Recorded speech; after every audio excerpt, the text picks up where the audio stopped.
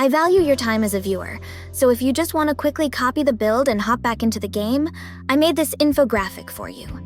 The download link can be found in the pinned comment. All I'm asking is to kindly leave a like if you found it helpful, and maybe share the video to your friends. The vulnerability spam build for Orlea focuses on one of the epiphanies of her card, Growing Creature. This epiphany allows Growing Creature to apply 2 vulnerable stacks on all enemies when its retain effect is triggered. Orlea has the ability to forcefully trigger retain effects through her other cards, namely Growth Acceleration and Will of Light. Of course, you don't necessarily need to use these cards. You can just let Growing Creature trigger its retain effect by ending the turn. In case you didn't know, Vulnerable is a stack-based debuff that gets consumed each time the enemy affected is hit. Each hit will gain a straight 50% multiplicative damage increase and consume 1 vulnerable stack. This also means that attacks with multiple hits can consume all vulnerable stacks quickly. So the best way to utilize the stacks properly is to deal big damage in a single hit. This information is very important as it can affect how you should be building your core attackers. When the Growing Creature triggers its retain effect, it will evolve into a 3-star Softie. Granted, you have the epiphany for it, of course. Softie has 2 ways to boost your damage. First is by using it directly to buff up all your damage for 1 turn. The wording in this game can be weird, but I think it is safe to assume that unlike the most common damage increase buff, this is multiplicative to the base damage of an attack card. Definitely not additive to morale at least, since morale works in a very different way. The retain effect is weaker, and you can basically treat it as 1 morale. However, considering that morale is a flat amount added to an attack card's modifier, morale will always be very potent on multi-hitting cards. For example, Rin's Black Dance can have up to 5 extra hits. If Softie's retain effect is triggered, each hit of Black Dance will go from 80% to 100% each. In short, Black Dance can treat it as a 20% total damage increase in a vacuum. Here's a quick summary using Rin as the sample attacker. Assuming just 1 Growing Creature that evolved to a 3-star Softie, Rin can easily get up to times 1.9 damage increase on Annihilation, while Black Dance can get up to times 9.5 damage increase. It can be argued that Ray could push Rin's damage ceiling higher, but Ray would never be able to buff Black Dance's damage output as high as what Orlea can provide. Considering that Black Dance is one of Rin's hardest hitting cards, it makes sense that Rin becomes much more powerful with Orlea. So now that you have a clear grasp on how much Orlea can improve your attackers, it becomes a no-brainer how potent Orlea could be if you simply replicate her Growing Creature multiple times. Thus, creating the Vulnerability Spam build. A build that allows Orlea to be extremely useful in damage race content like Basin of Hyperspace. The best part about this build is that it requires no divine epiphanies. But if you really want to grind for one, you can try getting the AP cost reduction for Reorganize, a neutral card. Or you can get the AP cost reduction for Growth Acceleration with the Vulnerable Epiphany. Every other detail of the build can be found on the infographic.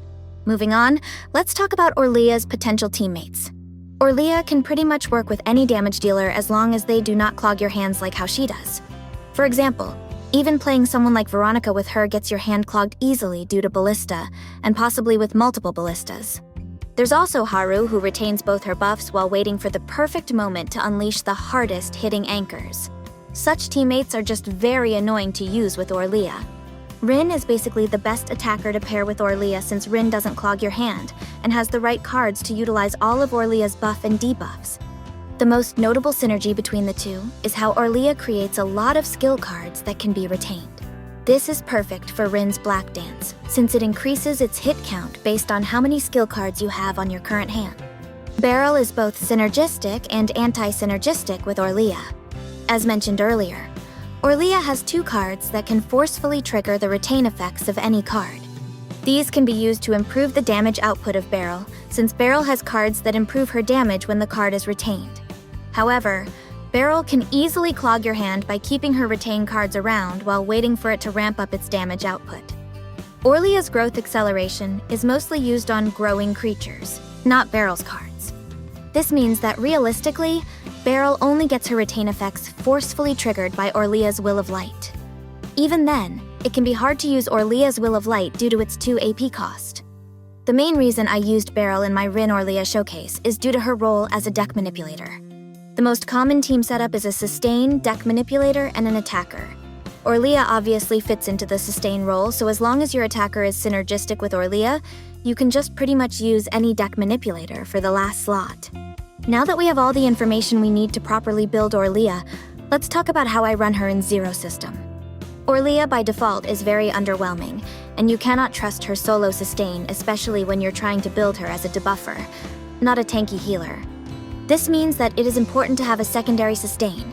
It can be a sub-healer like Ray or shielders.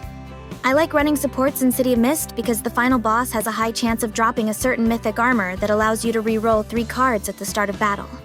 Not to mention, if I'm pairing Orlea with Rin anyways, Rin would be at an element advantage against the enemies. Ray as the sub-healer is perfect due to her own synergy with Rin, and the obvious element advantage that allows her to deal pretty decent damage as long as she's properly built. The same logic should apply if you are using a different attacker. Just bring them to a planet where they have an element advantage.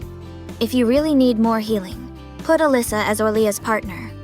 One of the best fates to pick with Orlea is the one that duplicates a card you just created.